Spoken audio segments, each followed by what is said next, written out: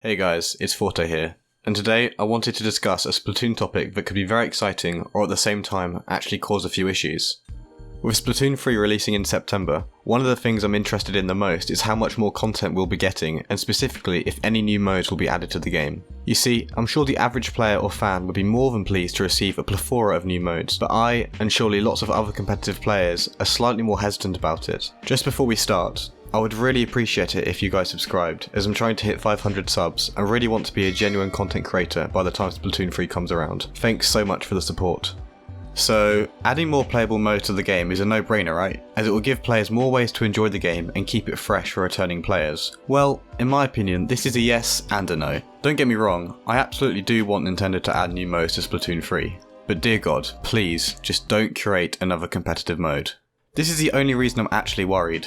In my opinion, we pretty much are at, or have even surpassed, the upper limit of just how much stuff the competitive community can play for tournaments. I know that more content means more stuff to do, but when we are talking about a competition, there has to be limits. For example, let's take a look at a couple of really popular shooters right now.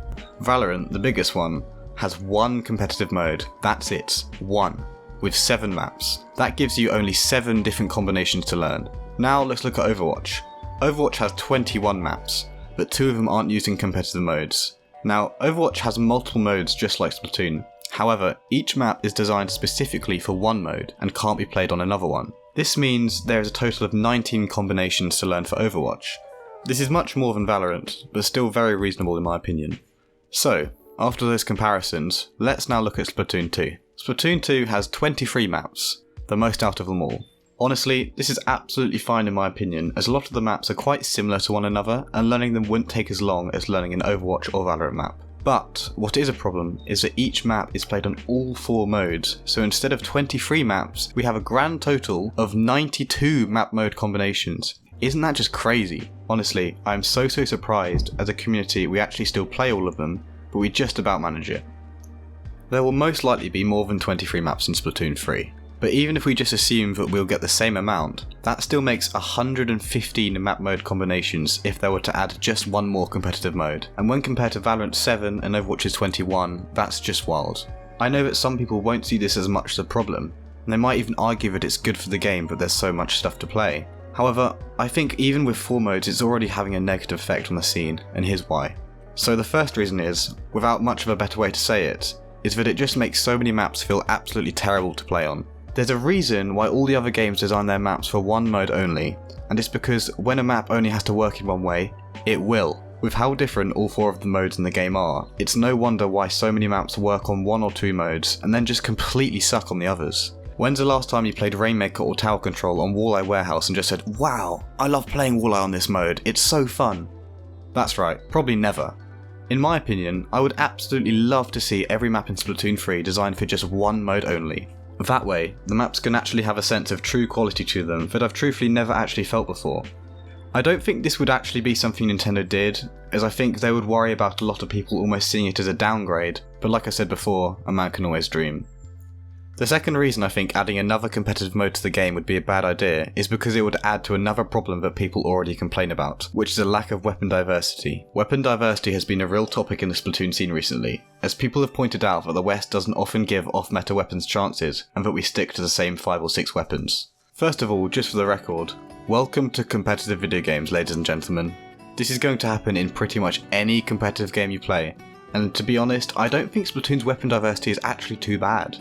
But to the people still complaining, having a 5th mode surely isn't going to make this any better. You see, one map mode might be really good for, let's say, the Dynamo Roller, but when there are so many maps that only just slightly favour a specific weapon, the best options for players is just to learn a couple weapons that are sure to be good at least all of them, and that isn't even the player's fault. Overall, I think adding another ranked mode is just going to A, either force the community to start banning maps themselves, which just gets a bit messy, or B, keep playing the game, but with these problems becoming more and more prevalent. But Forte, you said that you definitely did want more map modes in the game, so what do you want? You dick. Well, thanks for asking. I think what the game needs is way more casual type game modes. Once again, both Valorant and Overwatch have loads of casual modes, and if they weren't balanced exactly right, that's okay. The balance doesn't require perfection in these modes. One mode I would love to see is called Arms Race, and I think it would work really well in Splatoon. Arms Race is a team game mode where everyone starts the match on the exact same weapon, but every time you eliminate someone, you individually progress to another one. The weapons normally tend to get harder and harder to use as you go on, and the team that gets all their players to the last weapons first wins.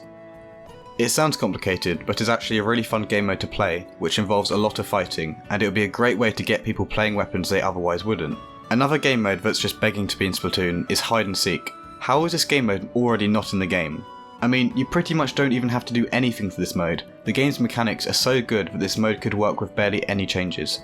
I personally don't have too much fun in this mode, but I know that there are some people who absolutely love playing hide and seek and would be over the moon to see this in the game. The last mode that I think would also play really well with Splatoon's mechanics would be Capture the Flag. The more I think about it, I actually think Capture the Flag could be turned into a super competitive mode and would be very interesting to play and exciting to watch. Honestly, if I could control what happened at Nintendo, I would completely remove Rainmaker and then maybe replace it with this mode. I think the different weapon classes would allow you to play in loads of different playstyles, and the swimming mechanic would mean that the threat of a flank is always around.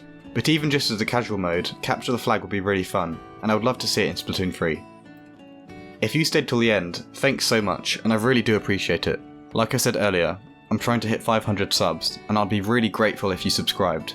I promise to keep the good Splatoon content flowing, but anyway, until next time, peace.